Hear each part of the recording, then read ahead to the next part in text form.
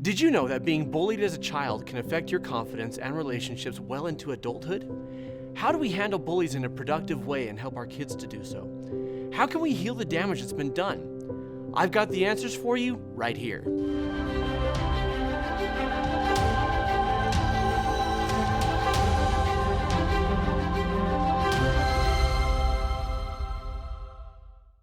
I'm Jonathan Decker, licensed therapist.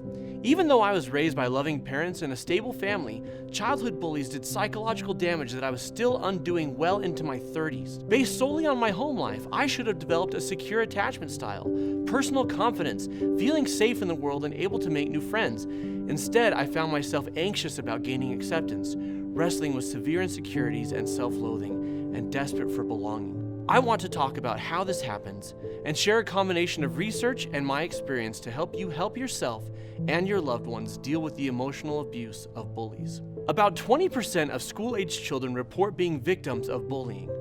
In adult relationships, we call it abuse, but the behavior is the same. At the heart of bullying is a power differential. Bullies possess greater physical, social, financial, or hierarchical power, which they use to assert dominance over others, building themselves up by tearing others down, building relationships by bonding over tormenting others. According to Rogers Behavioral Health, bullying can take verbal, social, physical, and cyber forms. Verbal bullying is teasing, name-calling, and threatening to hurt someone. Social bullying is excluding someone on purpose, telling others not to be friends with someone, and spreading rumors. Physical bullying is actual hitting, kicking, punching, pinching, and taking or breaking someone's things. Cyberbullying looks like sending or posting negative, harmful, false, or mean content about someone on a digital device such as apps, text, or social media. The psychological effects of bullying can be devastating and long-lasting. In some cases, post-traumatic stress disorder results. In most cases, depression, isolation, and anxiety follow. Victims of bullying often experience low self-esteem, struggles in school or work, difficulty in making and keeping friendships, insecurity in romantic relationships, difficulty sleeping, becoming a bully themselves, and even suicidal thoughts and self-harming behaviors. In extreme cases, victims of bullying respond with shocking violence themselves. How can you recognize if your child is being bullied?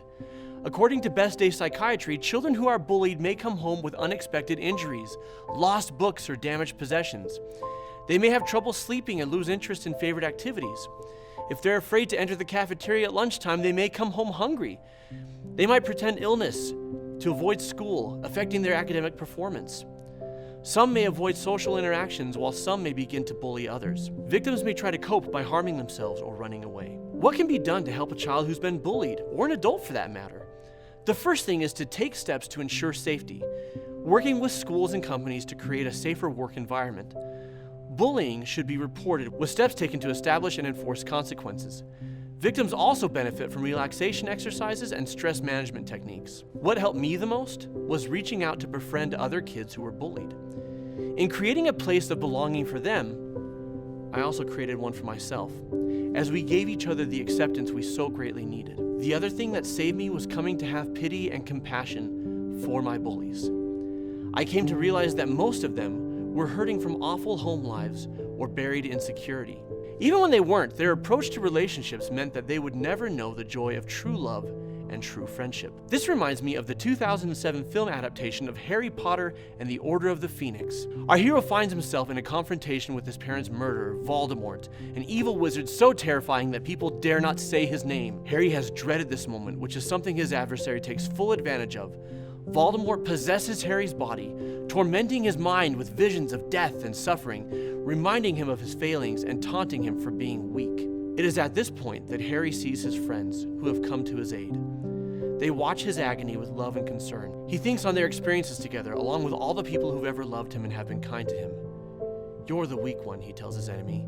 "You'll never know love or friendship, and I feel sorry for you." This realization gives him the strength to cast Voldemort out of his mind and body.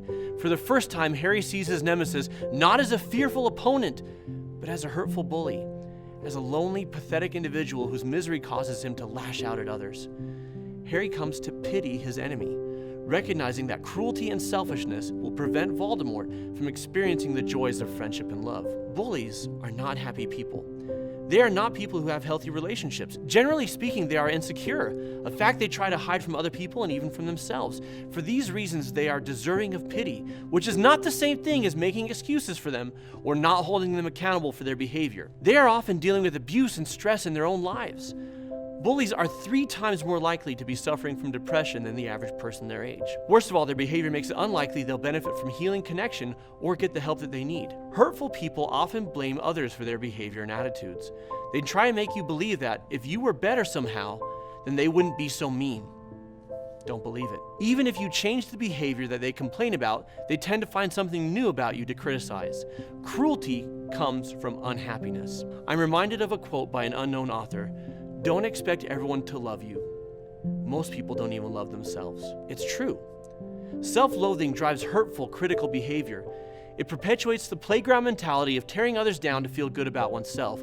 Bullies project confidence to convince themselves and others that they're not as insecure as they actually are. Remember, people who are cruel choose to be cruel, so don't take responsibility for the way that they are. Like Harry Potter, choose to pity your enemies instead of fearing them. No matter how many minions they attract, they're lonely because they're self-absorbed. When they broadcast how wonderful their lives are, know that they do so to convince others and themselves that they're not miserable. When you pity cruel people, it robs them of their power to hurt you. You come to see their cruelty as a manifestation of their own weakness. This helps you to not take it personally. Then, if you have the strength and disposition to do so, love them. Pity leads to compassion. Compassion leads to love. And love leads to kindness. While an unhappy person may not be open to your kindness and may push you away, you can carry love in your heart for them.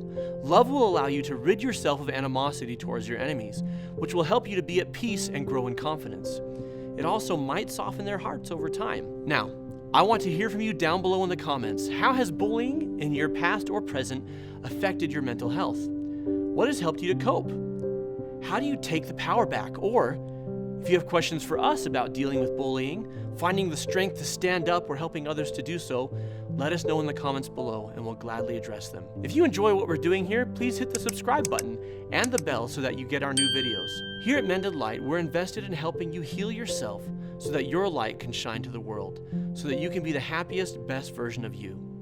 I'm Jonathan Decker, licensed therapist, and I'll see you next time.